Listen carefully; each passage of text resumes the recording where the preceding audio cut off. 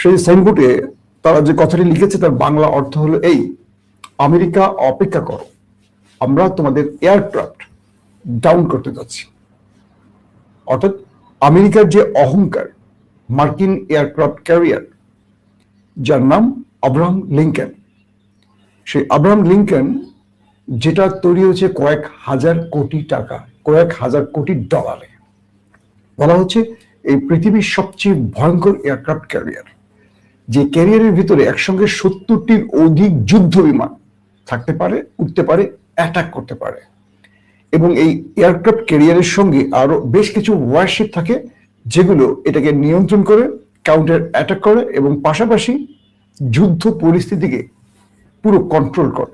এটাকে বলা হয় আমেরিকার একটি মিনি ক্যান্টনমেন্ট। সেই আইজেনহাওয়ারের নাম শুনেছেন, আর এটি হলো আব্রাহাম লিঙ্কন। এটি এখন মধ্যপ্রাচ্যে প্রবেশ করেছে। বলছিল বিশ্লেষকরা, যারা সমরবিদ, যে আমেরিকা তার এয়ারক্রাফট ক্যারিয়ার নিয়ে প্রবেশের পরই মোটামুটি আক্রমণ করবে ইরানে। সেই এয়ারক্রাফট ক্যারিয়ারটি ইতিমধ্যে মধ্যপ্রাচ্যে চলে এসছে। এখন যে বিষয়টি তৈরি হয়েছে সেটি হলো আমেরিকা ঠিক কখন আক্রমণটা করবে ইরানে। ইতিমধ্যে ইরানের আকাশ সীমা ব্যবহার বন্ধ করে দিয়েছে পৃথিবীর প্রায় 20টির মতো দেশ।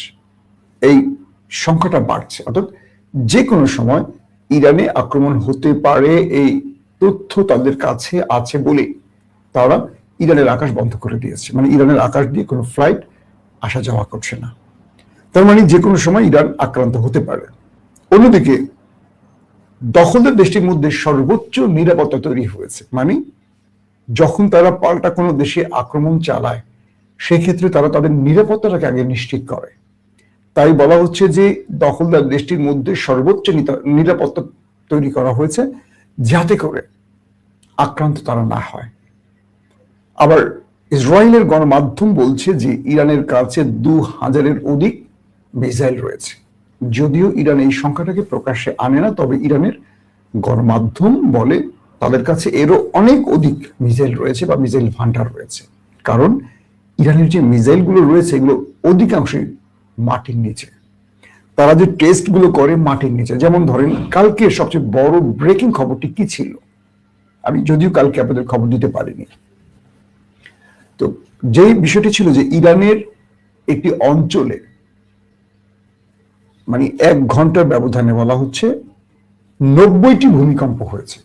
সরি, 1 ঘন্টা না, কয়েক ঘন্টার ব্যবধানে 99টি ভূমিকম্প হয়েছে ইরানের ভেতরে। তো ইরানের যারা এই ভূতত্ত্ববিদ বা যারা ভূমিকম্প নিয়ে কাজ করেন বা আরো যে অর্গানাইজেশন গুলো আছে তারা বলছে যে ইরানের ইতিহাসে এটি একটা বিরল ঘটনা যে কয়েক ঘন্টার মধ্যে বা মানে একটা অল্প সময়ের ব্যবধানে একটি দেশের ভেতরে 99 বার ভূমিকম্প হয় কি করে, যার মাত্রাগুলো 2 ছিল, 2.5 ছিল, 3 ছিল, 3.5 ছিল, এই লেভেলে ছিল। সঙ্গে সঙ্গে ওয়ার্ল্ড নিউজগুলো, সাইটগুলো তারা বলতে শুরু করেছে যে ইরানের এই ভূমিকম্পটি ইরানের কোনো ভয়ঙ্কর অস্ত্র পরীক্ষা হতে পারে।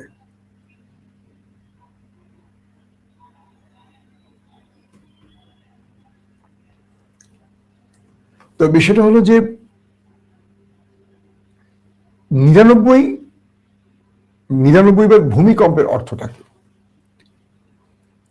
আন্তর্জাতিক গণমাধ্যমগুলো বলছে যে ইরান মাটির নিচে কোনো ভয়ঙ্কর মিসাইল বা নিউক্লিয়ার পরীক্ষা চালিয়েছে।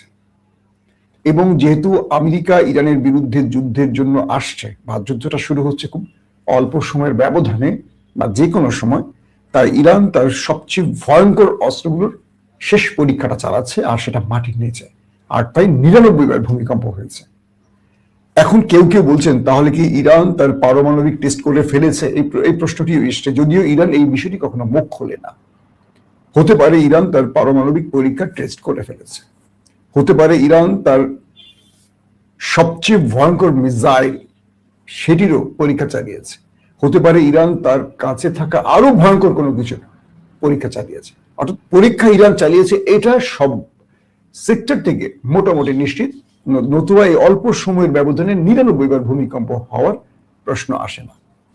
তারপরের বিষয়টি কি, আমেরিকা ক্রমান্বয়ে এগিয়ে আসছে, তারা চারদিক থেকে ইরানকে একটা বেষ্টনীর মধ্যে রাখতে চায়।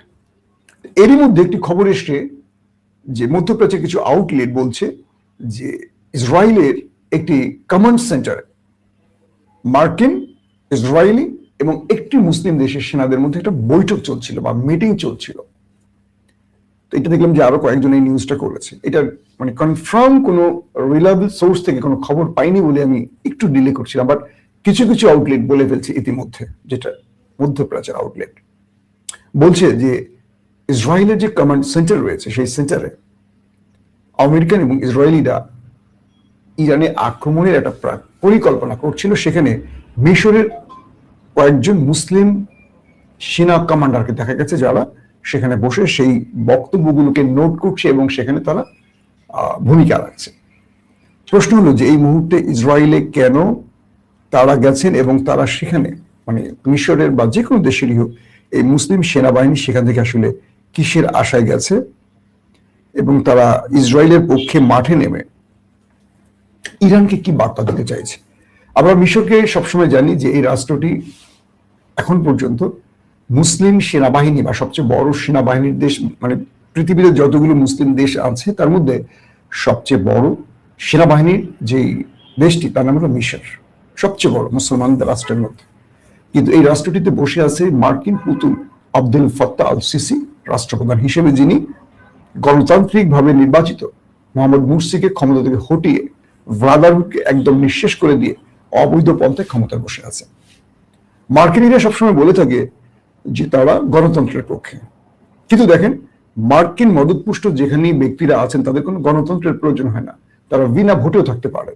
আর যারা মার্কিন মদতপুষ্ট নন তারা নির্বাচিত হলেও ফেয়ার ভাবে নির্বাচিত হলে তাদের সরে যেতে হবে। এটি হলো আমেরিকার একটি কি বলবো ছোট রাষ্ট্রগুলির ব্যাপারে তার পররাষ্ট্রনীতির কৌশল। এই পরিস্থিতিতে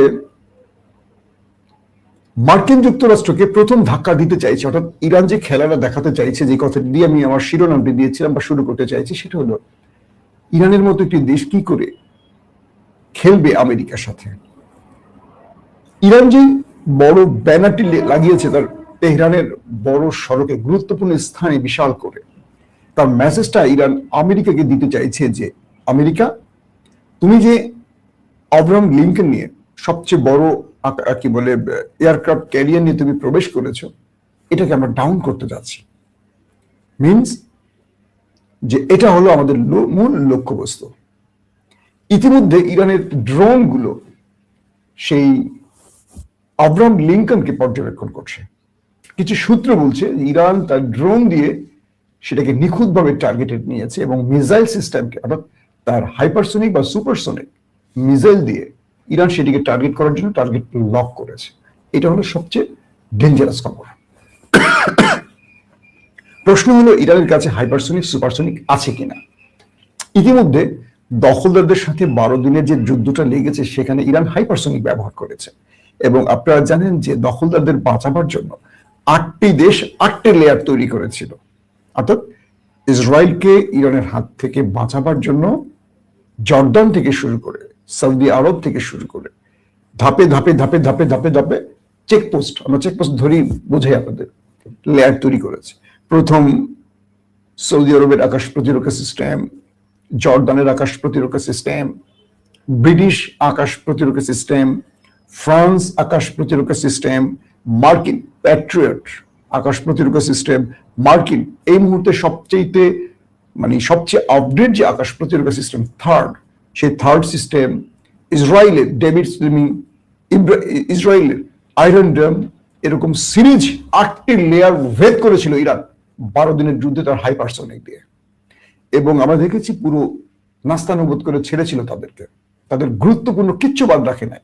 যে ইরানের খাইবার সহ যে মিসাইল গুলো ব্যবহার করেছে ইরান, যে তার এই 12 দিনের লড়াইতে ইরান যেই পরিমাণ নতুন মিসাইল ব্যবহার করে ওদেরকে তাক লাগিয়েছে, যেগুলো নিয়ে আগে ইরান কথা বলতো না, কিন্তু এই লড়াইতে ইরান ব্যবহার করেছে। এবং সিজিন নামে একটি মিসাইল ব্যবহার করেছে, আপনাদের মনে আছে, যেটি যাওয়ার সময় একটা রংধনুর কালার তৈরি করে যায় এবং এটি যেখানে গিয়ে ব্লাস্ট হয় এটি একটি নির্দিষ্ট টুকরোতে থাকে না, এটা অজস্র টুকরোতে ভাগ হয়ে প্রচুর স্থানকে ধ্বংস করে ফেলে। সেই সিজ্জিনের খেলা দেখেছিল ইরান।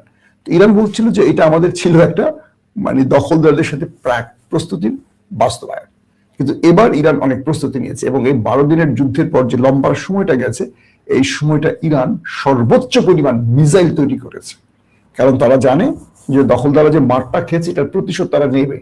তো সেই জন্য ইরানের ভেতরে রাত দিন 24 ঘন্টা শুধু মিসাইল উৎপাদন এবং নতুন নতুন ভেরিয়েশন, যেখানে যেখানে ইরান ব্যর্থ হয়েছে সেই ব্যর্থতাগুলো কাটিয়ে ইরান সেগুলোকে সলভ করে নতুন নতুন ডাইমেনশনের মিসাইল হাজির করেছে এবং সেগুলো ইরান ইতিমধ্যে টেস্টও করেছে। শুধু তাই নয়, ইরান ধরেন ইসরায়েল ইরানের দূরত্ব 2000 কিলোমিটার, আবার ইসরায়েল আমেরিকার দূরত্ব এরকম এর চেয়ে বেশি, 13-14 কিলোমিটার। তো এই লেন্থ ইরান কভার করতে পারবে কিনা সেই লেন্থেরও মিসাইল তৈরি করেছে ইরান, ইরান থেকে আমেরিকা টার্গেট। ইতিমধ্যে ইরানের যারা গুরুত্বপূর্ণ সেনা নৌ বিমান বাহিনীর গুরুত্বপূর্ণ ব্যক্তি বা IRGC, তারা বলছে যে আমাদের মূল টার্গেটটা হবে মধ্যপ্রাচ্যে মার্কিন ঘাঁটি। মধ্যপ্রাচ্যে ইরানের মার্কিনীদের যতগুলো ঘাঁটি আছে, অর্থাৎ ইরানে যে ঘাঁটিগুলো থেকে আক্রমণ করতে পারে মিস্টার ট্রাম্প, সেই ঘাঁটিগুলো হবে ইরানের প্রধান টার্গেট। ইরান প্রথমেই তার দেশ থেকে দুঃখিত, একটু অসুস্থতার কারণে বিরক্ত করছি আপনাদেরকে। তো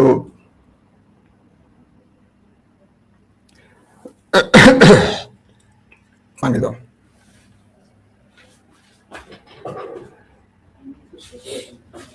গ্লাস নেই, সরি দর্শক।